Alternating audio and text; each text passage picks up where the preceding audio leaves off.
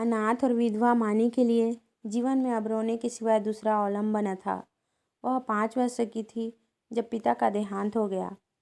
माता ने किसी तरह उसका पालन किया। 16 वर्ष की अवस्था में मोहल्ले वालों की मदद से उसका विवाह भी हो गया, पर साल के अंदर ही माता और पति दोनों विदा हो गए। इस विपत्ति में उसे अपने चचा वंशीधर के सिवाय और कोई नजर न आया जो उसे आश्रय देता। वंशीधर ने अब तक जो व्यवहार किया था, उससे यह आशा न हो सकती थी कि वहाँ वह शांति के साथ रह सकेगी, पर वह सब कुछ सहने और सब कुछ करने को तैयार थी। वह गाली, झिड़की, मारपीट सब सह लेगी। कोई उस पर संदेह तो न करेगा, उस पर मिथ्या लांछन तो न लगेगा। सोहदों और लुच्चों से तो उसकी रक्षा होगी। वंशीधर को कुल मर्यादा की कुछ चिंता हुई। मानी की याचना को अस्वीकार न कर सके, लेकिन 2-4 महीने में ही मानी को मालूम हो गया कि इस घर में बहुत दिनों तक उसका निवाह न होगा। वह घर का सारा काम करती, इशारों पर नाचती, सबको खुश रखने की कोशिश करती, पर न जाने क्यों चचा और चची दोनों उससे जलते रहते। उसके आते ही महरी अलग कर दी गई। नहलाने धुलाने के लिए एक लौंडा था, उसे भी जवाब दे दिया गया। पर मानी से इतना उबार होने पर भी चचा और चची न जाने क्यों उससे मुंह फुलाए रहते। कभी चचा घुड़कियाँ जमाते, कभी चची कोसती, यहाँ तक कि उसकी चचेरी बहन ललिता भी बात बात पर उसे गालियाँ देती। घर भर में केवल उसके चचेरे भाई गोकुल ही को उससे सहानुभूति थी। उसी की बातों में कुछ स्नेह का परिचय मिलता था। वह अपनी माता का स्वभाव जानता था। अगर वह उसे समझाने की चेष्टा करता या खुल्लम खुल्ला मानी का पक्ष लेता तो मानी को एक घड़ी घर में रहना कठिन हो जाता।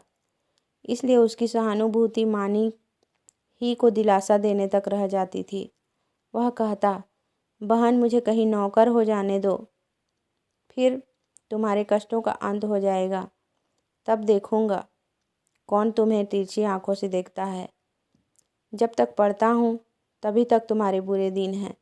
मानी ये स्नेह में डूबी हुई बात सुनकर पुलकित हो जाती और उसका रोआ रोआ गोकुल को आशीर्वाद देने लगता। आज ललिता का विवाह है। सवेरे से ही मेहमानों का आना शुरू हो गया। गहनों की झनकार से घर गूंज रहा है। मानी भी मेहमानों को देख देख कर खुश हो रही है। उसकी देह पर कोई आभूषण नहीं है और न उसे सुंदर कपड़े ही दिए गए हैं, फिर भी उसका मुख प्रसन्न है। आधी रात हो गई थी। विवाह का मुहूर्त निकट आ गया था। जनवासे से चढ़ावे की चीज़ें आईं। सभी औरतें उत्सुक हो होकर उन चीज़ों को देखने लगी। ललिता को आभूषण पहनाए जाने लगे।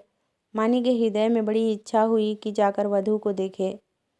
अभी कल जो बालिका थी उसे आज वधू वेश में देखने की इच्छा न रोक सकी।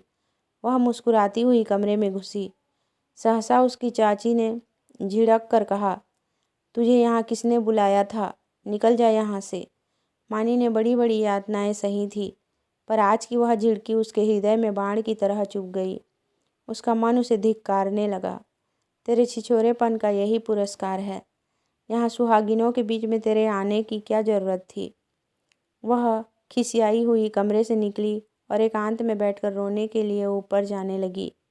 सहसा जीने पर उसकी इंद्रनाथ से मुठभेड़ हो गई। इंद्रनाथ गोकुल का सहपाठी और परम मित्र था। वह भी न्योते में आया हुआ था। इस वक्त गोकुल को खोजने के लिए ऊपर आया था।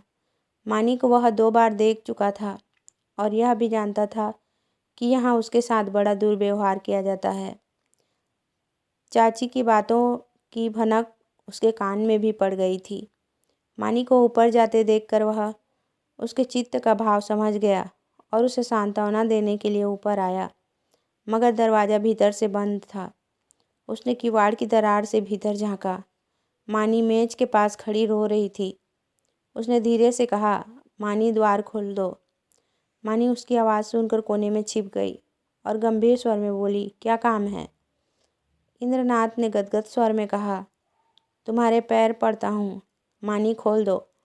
यह स्नेह में डूबा हुआ विनय मानी के लिए अभूतपूर्व था। इस निर्दय संसार में कोई उससे ऐसे विनती भी कर सकता है, इसकी उसे स्वप्न में भी कल्पना न की थी। मानी ने कांपते हुए हाथों से द्वार खोल दिया। इंद्रनाथ झपट कर कमरे में घुसा। देखा कि छत से पंखे के कड़े से एक रस्सी लटक रही है। उसका हृदय कांप उठा। उसने तुरंत जेब से चाकू निकालकर रस्सी काट दी और बोला, क्या करने जा रही थी मानी? जानती हो इस अपराध का क्या दंड है? मानी ने गर्दन झुकाकर कहा, इस दंड से कोई और दंड कठोर हो सकता है। जिसकी सूरत से लोगों को घृणा है, उसे मरने के लिए भी अगर कठोर दंड दिया जाए तो मैं यही कहूँगी कि ईश्वर के दरबार में न्याय का नाम भी नहीं है। तुम मेरी दशा का अनुभव नहीं कर सकते। इंद्रनाथ की आंखें सजल हो गईं। मानी की बातों में कितना कठोर सत्य भरा हुआ था। बोला, सदा ये दिन नहीं रहेंगे मानी। अगर तुम यह समझ रही हो कि संसार में तुम्हारा कोई नहीं है तो यह तुम्हारा भ्रम है। संसार में कम से कम एक मनुष्य ऐसा है जिसे तुम्हारे प्राण अपने प्राणों से भी प्यारे हैं। सहसा गोकुल आता हुआ दिखाई दिया। मानी कमरे से निकल गई। इंद्रनाथ के शब्दों ने उसके मन में एक तूफान सा उठा दिया। उसका क्या आशय है यह उसकी समझ में न आया। फिर भी आज उसे अपना जीवन सार्थक मालूम हो रहा था। उसके अंधकारमय जीवन में एक प्रकाश का उदय हो गया। इंद्रनाथ को वहाँ बैठे और मानी को कमरे से जाते देखकर गोकुल को कुछ खटक गया। उसकी त्योरियां बदल गई। कठोर स्वर में बोला, तुम यहाँ कब आए? इंद्रनाथ ने अविचलित भाव से कहा, तुम्ही को खोजता हुआ यहाँ आया था। तुम यहाँ न मिले तो नीचे लौटा जा रहा था। अगर चला गया होता तो इस वक्त तुम्हें यह कमरा बंद मिलता और पंखे के कड़े में एक लाश लटकती हुई नजर आती। गोकुल ने समझा यह अपने अपराध के छिपाने के लिए कोई बहाना निकाल रहा है। तीव्र कंठ से बोला, तुम यह विश्वासघात करोगे, मुझे ऐसी आशा न थी। इंद्रनाथ का चेहरा लाल हो गया।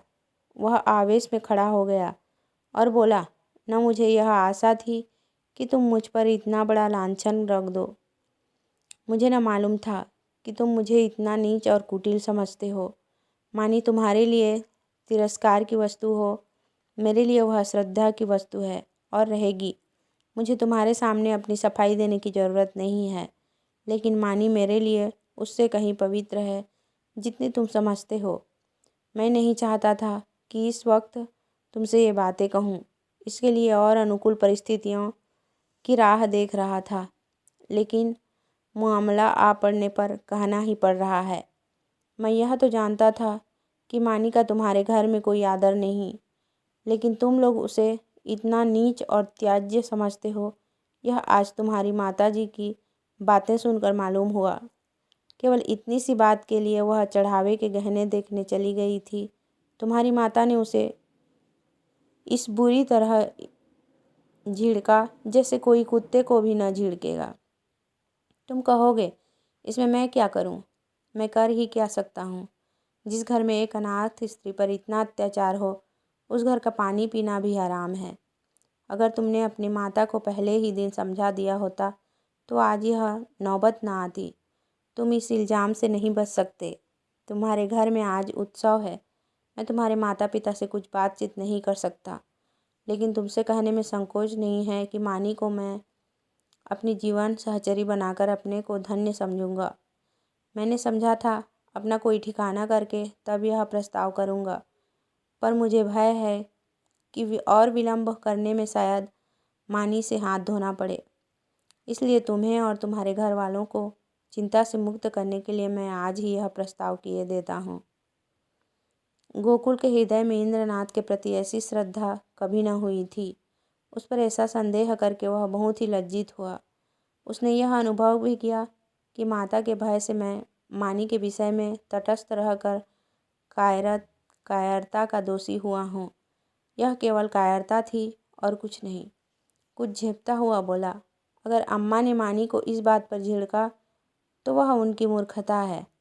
मैं उनसे अवसर मिलते ही पूछूंगा। इंद्रनाथ, अब पूछने पाछने का समय निकल गया। मैं चाहता हूँ कि तुम मानी से इस विषय में सलाह करके मुझे बतला दो। मैं नहीं चाहता कि अब वह यहाँ क्षण भर भी रहे। मुझे आज मालूम हुआ कि वह गर्विणी प्रकृति की स्त्री है और सच पूछो तो मैं उसके स्वभाव पर मुग्ध हो गया हूँ। ऐसी स्त्री अत्याचार नहीं सह सकती। गोकुल ने डरते डरते कहा, लेकिन तुम्हें मालूम है वह विधवा है। जब हम किसी के हाथों अपना असाधारण हित होते देखते हैं तो हम अपनी सारी बुराइयां उसके सामने खोलकर रख देते हैं। हम उसे दिखाना चाहते हैं कि हम आपकी इस कृपा के सर्वथा योग्य नहीं हैं। इंद्रनाथ ने मुस्कुराकर कहा, जानता हूँ, सुन चुका हूँ और इसलिए तुम्हारे बाबूजी से कुछ कहने का मुझे अब तक साहस नहीं हुआ, लेकिन न जानता तो भी इसका मेरे निश्चय पर कोई असर न पड़ता। मानी विधवा ही नहीं अछूत हो, उससे भी गई बीती अगर कुछ हो सकती है वह भी हो, फिर भी मेरे लिए वह रमणीय रत्न है। हम छोटे छोटे कामों के लिए तजुर्बेकार आदमी खोजते हैं। जिसके हाथ हमें जीवन यात्रा करनी है उसमें तजुर्बे का होना ऐब समझते हैं। मैं न्याय का गला घोटने वाले में नहीं हूँ। विपत्ति से बढ़कर तजुर्बा सिखाने वाला कोई विद्यालय आज तक नहीं खुला। जिसने इस विद्यालय में डिग्री ले ली उसके हाथों में हम निश्चित होकर जीवन की बागडोर दे सकते हैं। किसी रमणी का विधवा होना मेरी आंखों में दोष नहीं, गुण है। गोकुल ने पूछा, लेकिन तुम्हारे घर के लोग? इंद्रनाथ ने प्रसन्न होकर कहा, मैं अपने घर वालों को इतना मूर्ख नहीं समझता कि इस विषय में आपत्ति करें। लेकिन वे आपत्ति करें भी तो मैं अपनी किस्मत अपने हाथ में ही रखना पसंद करता हूँ। मेरे बड़ों को मुझ पर अनेकों अधिकार हैं। बहुत सी बातों में मैं उनकी इच्छा को कानून समझता हूँ, लेकिन जिस बात को मैं अपनी आत्मा के विकास के लिए शुभ समझता हूँ उसमें मैं किसी से दबना नहीं चाहता। मैं इस गर्व का आनंद उठाना चाहता हूँ कि मैं स्वयं अपने जीवन का निर्माता हूँ। गोकुल ने कुछ शंकित होकर कहा, और अगर मानी न मंजूर करे? इंद्रनाथ को यह शंका बिल्कुल निर्मूल जान पड़ी। बोले, तुम इस समय बच्चों की सी बात कर रहे हो गोकुल। यह मानी हुई बात है कि मानी आसानी से मंजूर न करेगी। वह इस घर में ठोकरें खाएगी, झिड़कियाँ सहेगी, गालियाँ सुनेगी, पर इसी घर में रहेगी। युगों के संस्कारों को मिटा देना आसान नहीं है, लेकिन हमें उसको राजी करना पड़ेगा। उसके मन से संचित संस्कारों को निकालना पड़ेगा। मैं विधवाओं के पुनर्विवाह के पक्ष में नहीं हूँ। मेरा ख्याल है कि पतिव्रत का अलौकिक आदर्श संस्कार का अमूल्य रत्न है और हमें बहुत सोच समझकर उस पर आघात करना चाहिए। लेकिन मानी के विषय में यह बात नहीं उड़ती। प्रेम और भक्ति का नाम से नहीं, व्यक्ति से होती है। जिस पुरुष की उसने सूरत भी नहीं देखी उससे उसे प्रेम नहीं हो सकता। केवल रस्म की बात है। इस आडंबर की, इस दिखावे की हमें परवाह नहीं करनी चाहिए। देखो, शायद कोई तुम्हें बुला रहा है। मैं भी जा रहा हूँ। 2-3 दिन में फिर मिलूँगा। मगर ऐसा न हो कि तुम संकोच में पड़कर सोचते विचारते रह जाओ और दिन निकलते चले जाएं। गोकुल ने उसके गले में हाथ डालकर कहा, मैं परसों खुद ही आऊँगा। बारात विदा हो गई थी। मेहमान भी रुखसत हो चुके थे। रात के 9 बज गए थे। विवाह के बाद की नींद मशहूर है। घर के सभी लोग सरे शाम से सो रहे थे।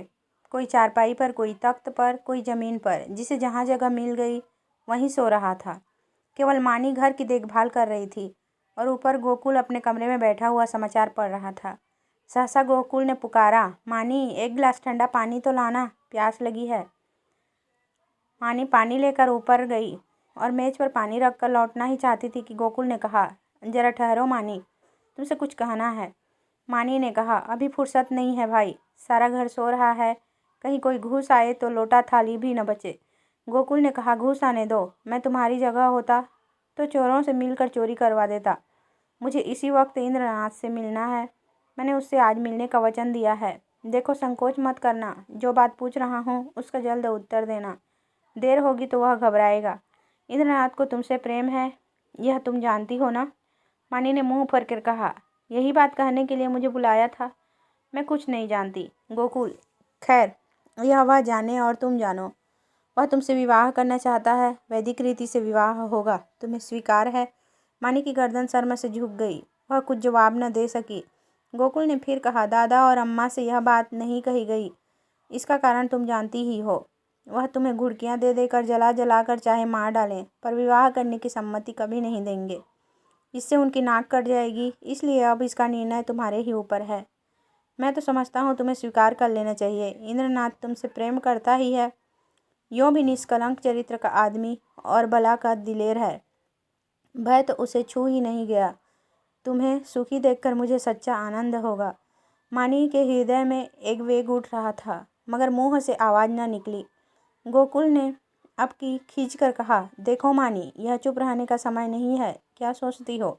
मानी ने कांपते स्वर में कहा, हाँ। गोकुल के हृदय का बोझ हल्का हो गया, मुस्कुराने लगा। मानी शर्म के मारे वहाँ से भाग गई। शाम को गोकुल ने अपनी माँ से कहा, अम्मा, इंद्रनाथ के घर आज कोई उत्सव है। उसकी माता अकेली घबरा रही थी। कैसे सब काम होगा? मैंने कहा, मैं मानी को कल भेज दूंगा। तुम्हारी आज्ञा हो तो मानी को पहुंचा दूं। कल परसों तक चली आएगी। मानी उसी वक्त वहां आ गई। गोकुल ने उसकी ओर कनखियों से ताका। मानी लज्जा से गड़ गई। भागने का रास्ता न मिला। माँ ने कहा, मुझसे क्या पूछते हो? वह जाए तो ले जाओ। गोकुल ने मानी से कहा, कपड़े पहनकर तैयार हो जाओ, तुम्हें इंद्रनाथ के घर चलना है। मानी ने आपत्ति की, मेरा जी अच्छा नहीं है, मैं न जाऊंगी। गोकुल की माँ ने कहा, चली क्यों नहीं जाती? क्या वहाँ कोई पहाड़ खोदना है? मानी एक सफ़ेद साड़ी पहनकर तांगे पर बैठी तो उसका हृदय कांप रहा था और बार बार आंखों में आंसू भर आते थे। उसका हृदय बैठा जाता था, मानो नदी में डूबने जा रही हो। तांगा कुछ दूर निकल गया तो उसने गोकुल से कहा, भैया, मेरा जी न जाने कैसा हो रहा है। घर चलो, तुम्हारे पैर पड़ती हूँ। गोकुल ने कहा, तू पागल है? वहाँ सब लोग तेरी राह देख रहे हैं और तू कहती है लौट चलो। मानी, मेरा मन कहता है कोई अनिष्ट होने वाला है। गोकुल, और मेरा मन कहता है तू रानी बनने जा रही है। मानी, 10-5 दिन ठहर क्यों नहीं जाते? कह देना मानी बीमार है। गोकुल, पागलों की सी बातें न करो। मानी, लोग कितना हंसेंगे। गोकुल, मैं शुभ कार्य में किसी की हंसी की परवाह नहीं करता। मानी, अम्मा तुम्हें घर में घुसने न देगी, मेरे कारण तुम्हें भी झिड़कियाँ मिलेगी। गोकुल, इसकी कोई परवाह नहीं, उनकी तो यह आदत ही है। तांगा पहुंच गया। इंद्रनाथ की माता विचारशील महिला थी। उन्होंने आकर वधू को उतारा और भीतर ले गई। गोकुल वहां से घर चला तो 11 बज रहे थे। एक ओर तो शुभ कार्य को पूरा करने का आनंद था, दूसरी ओर भय था कि कल मानी न जाएगी तो लोगों को क्या जवाब दूंगा। उसने निश्चय किया, चलकर साफ साफ कह दूं, छिपाना व्यर्थ है। आज नहीं कल, कल नहीं परसों तो सब कुछ कहना ही पड़ेगा। आज ही क्यों न कह दूं।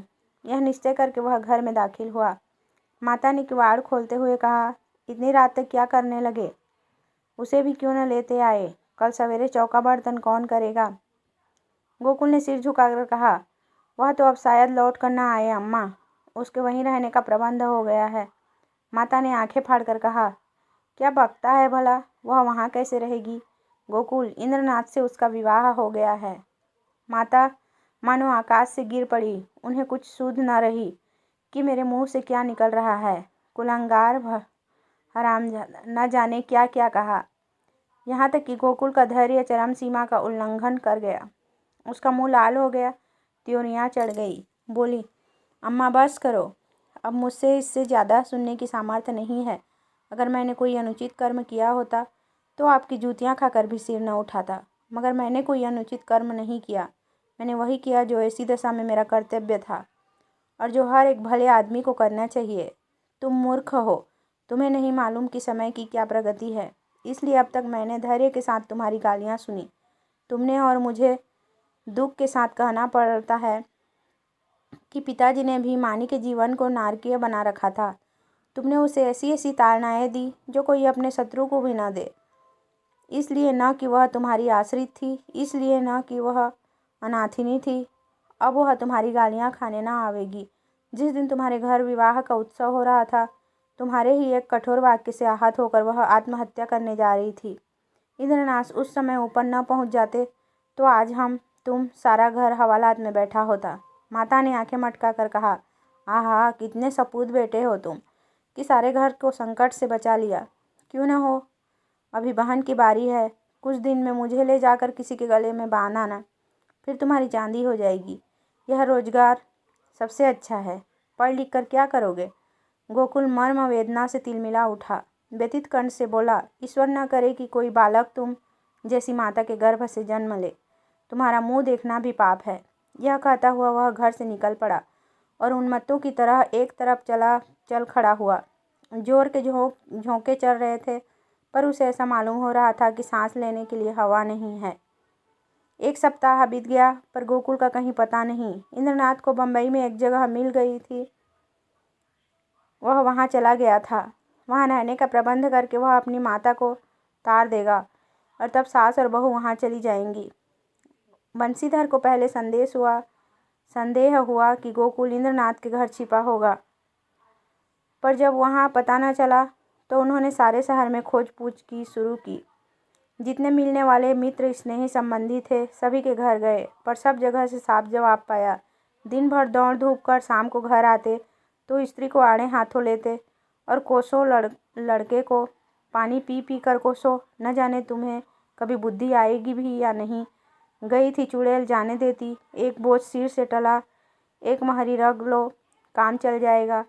जब वह न थी तो घर क्या भूखे मरता था।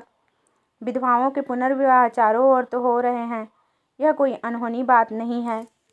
हमारे बस की बात होती तो विधवा विवाह के पक्षपातियों को देश से निकाल देते, साफ देकर जला देते, लेकिन यह हमारे बस की बात नहीं।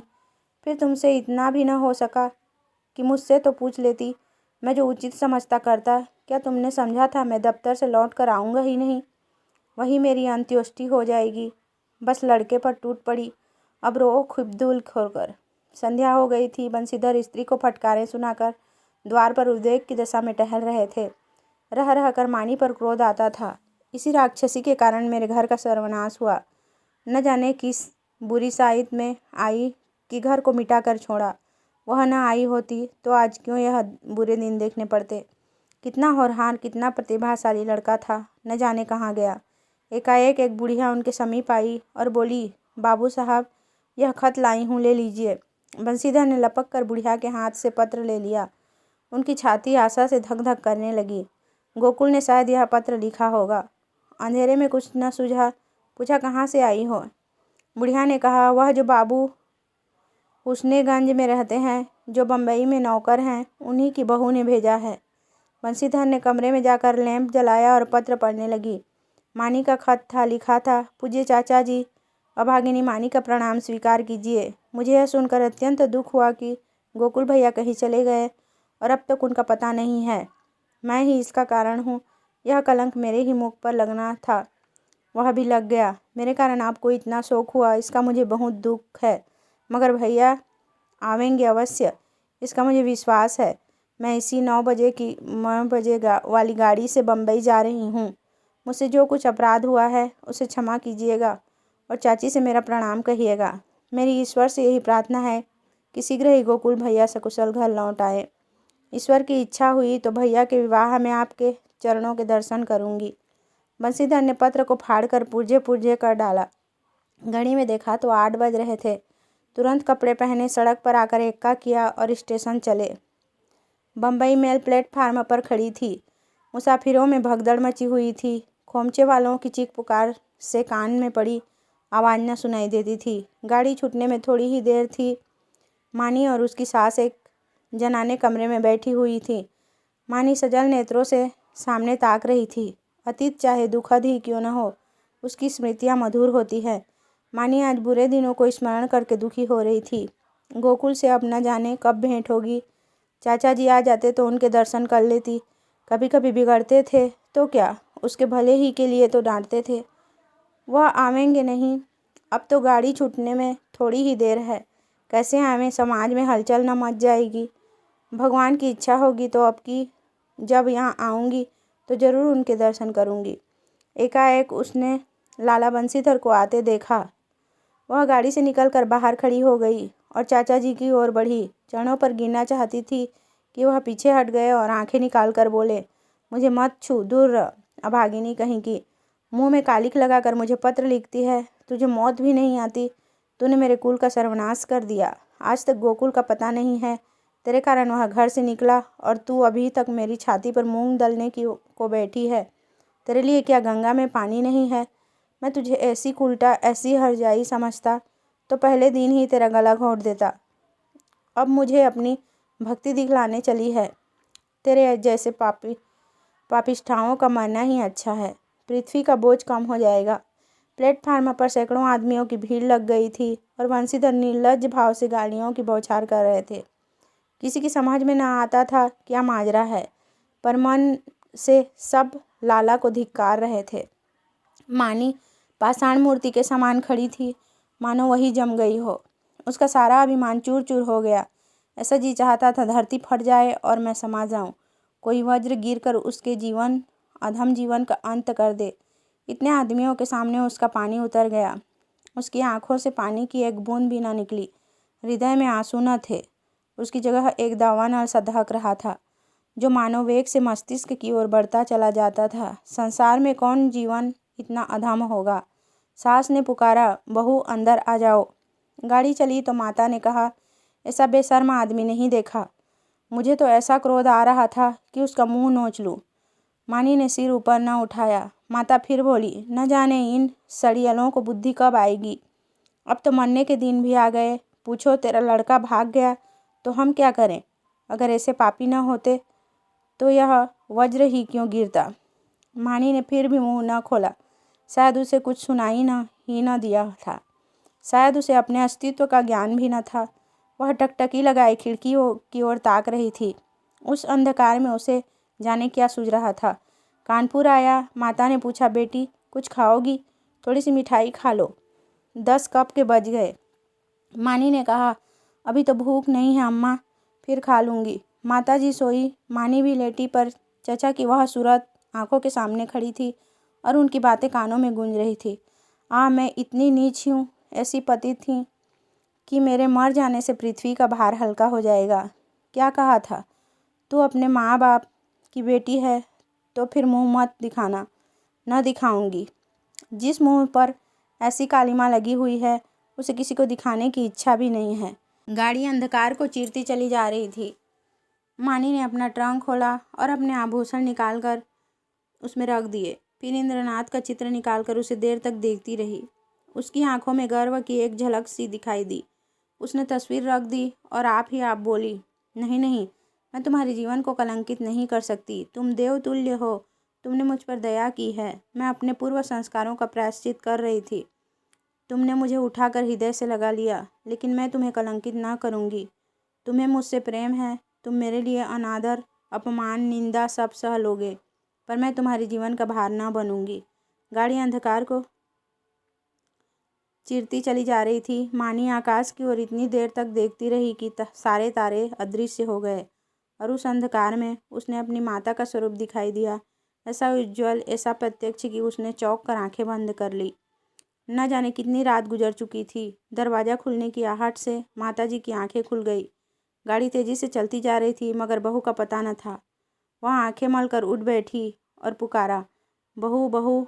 कोई जवाब न मिला। उनका हृदय धक धक करने लगा। ऊपर के बर्थ पर नज़र डाली, पेशाब खाने में देखा, बेचों के नीचे देखा, बहू कहीं न थी। तब वह द्वार पर आकर खड़ी हो गई। बहू का क्या हुआ? यह द्वार किसने खोला? कोई गाड़ी में तो नहीं आया? उनका जी घबराने लगा। उन्होंने किवाड़ बंद कर दिया और ज़ोर ज़ोर से रोने लगी। किससे पूछें? डाक गाड़ी अब न जाने कितनी देर में रुकेगी। कहती थी बहू मर्दानी गाड़ी में बैठें, पर मेरा कहना न माना। कहने लगी, अम्मा जी आपको सोने की तकलीफ़ होगी, यही आराम दे गई। सहसा उसे खतरे की जंजीर याद आ गई। उसने ज़ोर ज़ोर से कई बार जंजीर खींची। कई मिनट के बाद गाड़ी रुकी। गार्ड आया। पड़ोस के कमरे से 2-4 आदमी और भी आ गए। फिर लोगों ने सारा कमरा तलाश किया। नीचे तख्तों को ध्यान से देखा। रक्त का कोई चिन्ह न था।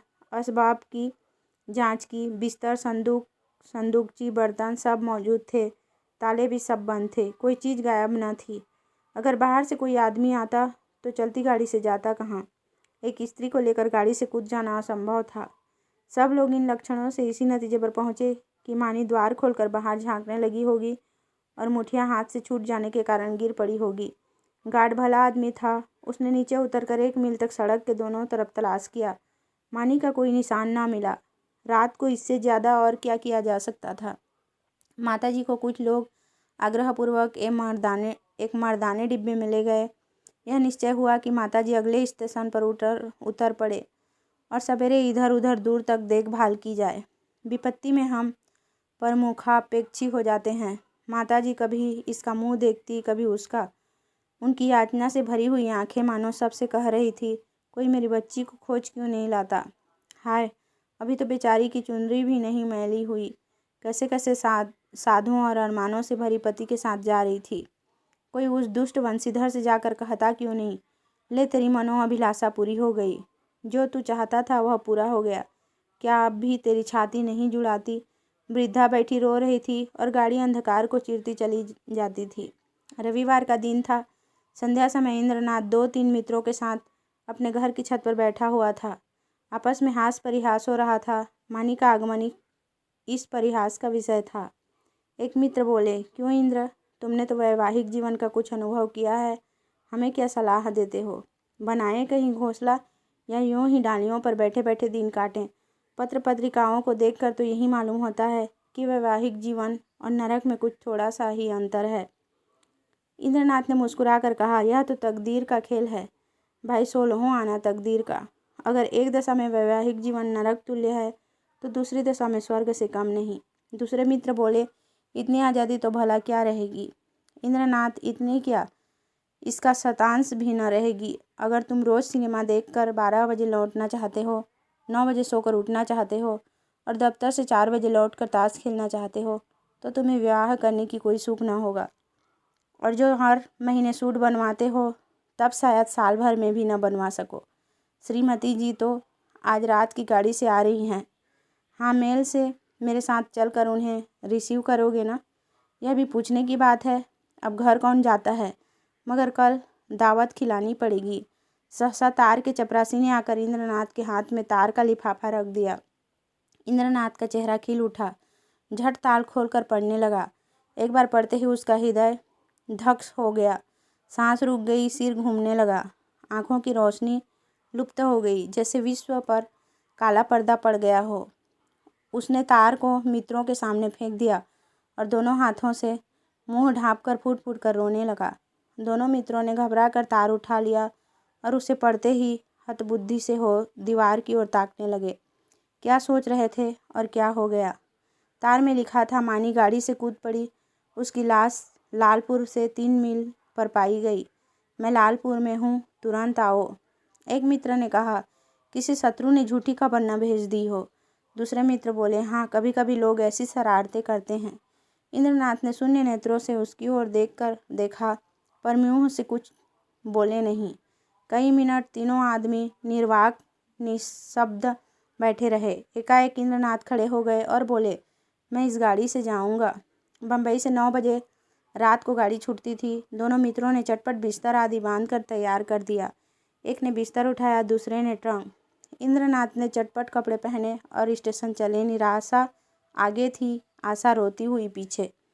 1 सप्ताह गुजर गया था। लाला बंशीधर दफ्तर से आकर द्वार पर बैठे ही थे कि इंद्रनाथ ने आकर प्रणाम किया। बंशीधर उसे देखकर चौंक पड़े। उसके अनपेक्षित आगमन पर नहीं, उसकी विकृत दशा पर। मानो वीतराग शोक सामने खड़ा हो, मानो कोई हृदय से निकली हुई आह मूर्तिमान हो गई हो। बंशीधर ने पूछा, तुम तो बम्बई चले गए थे ना। इंद्रनाथ ने जवाब दिया, जी हाँ, आज ही आया हूँ। बंशीधर ने तीखे स्वर में कहा, गोकुल को तो तुम ले भी थे। इंद्रनाथ ने अपनी अंगूठी की ओर ताकते हुए कहा, वह मेरे घर पर है। बंशीधर के उदास मुख पर हर्ष का प्रकाश दौड़ गया। बोले, तो यहाँ क्यों नहीं आए। तुमसे कहाँ उसकी भेंट हुई। क्या बम्बई चला गया था। जी नहीं, कल मैं गाड़ी से उतरा तो स्टेशन पर मिल गए। तो जाकर लिवा लाओ ना। जो किया अच्छा किया। यह कहते हुए वह घर में दौड़े। एक क्षण में गोकुल की माता ने उसे अंदर बुलाया। वह अंदर गया तो माता ने उसे सिर से पांव तक देखा। तुम बीमार थे क्या भैया, चेहरा क्यों इतना उतरा है। गोकुल की माता ने पानी का लोटा रख कर कहा, हाथ मुंह धो डालो बेटा। गोकुल है तो अच्छी तरह, कहाँ रहा इतने दिन, तब से सैकड़ों मन्नतें मान डाली, आया क्यों नहीं। इंद्रनाथ ने हाथ मुंह धोते हुए कहा, मैंने तो कहा था चलो, लेकिन डर के मारे नहीं आते। और था कहाँ इतने दिन, कहते थे देहातों में घूमता रहा। तो क्या तुम अकेले बम्बई से आए हो। जी नहीं, अम्मा भी आई है। गोकुल की माता ने कुछ सकुचाकर पूछा, मानी तो अच्छी तरह है? इंद्रनाथ ने हंसकर कहा, जी हाँ, अब वह बड़े सुख से है, संसार के बंधनों से छूट गई। माता ने अविश्वास करके कहा, चल नटखट कहीं का, बेचारी को कोस रहा है, मगर इतनी जल्दी बम्बई से लौट क्यों आए? इंद्रनाथ ने मुस्कुराते हुए कहा, क्या करता, माताजी का तार बम्बई में मिला कि मानी ने गाड़ी से कूदकर प्राण दे दिए। वह लालपुर में पड़ी हुई थी, दौड़ा हुआ आया, वही दाह क्रिया की, आज घर चला आया, अब मेरा अपराध क्षमा कीजिए। वह और कुछ न कह सका, आंसुओं के वेग ने गला बंद कर दिया। जेब से एक पत्र निकालकर माता के सामने रखता हुआ बोला, उसके संदूक में यही पत्र मिला है। गोकुल की माता कई मिनट तक मर्माहत सी बैठी जमीन की ओर ताकती रही। शोक और उससे अधिक पश्चाताप ने सिर को दबा रखा था। फिर पत्र उठाकर पढ़ने लगी, स्वामी, जब यह पत्र आपके हाथों में पहुँचेगा तब तक मैं इस संसार से विदा हो जाऊंगी। मैं बड़ी अभागिन हूँ, मेरे लिए संसार में स्थान नहीं है। आपको भी मेरे कारण क्लेश और निंदा ही मिलेगी। मैंने सोच कर देखा कि और यही निश्चय किया कि मेरे लिए मरना ही अच्छा है। मुझ पर आपने जो दया की थी उसके लिए आपको क्या प्रतिदान करूं? जीवन में मैंने कभी किसी वस्तु की इच्छा नहीं की, परंतु मुझे दुख है कि आपके चरणों पर सिर रखकर न मर सकी। मेरी अंतिम याचना है कि मेरे लिए आप शोक न कीजिएगा। ईश्वर आपको सदा सुखी रखे। माताजी ने पत्र रख दिया और आंखों से आंसू बहने लगे। बरामदे में बंसीधर निस्पंद खड़े थे और जैसे मानी लज्जा नत उनके सामने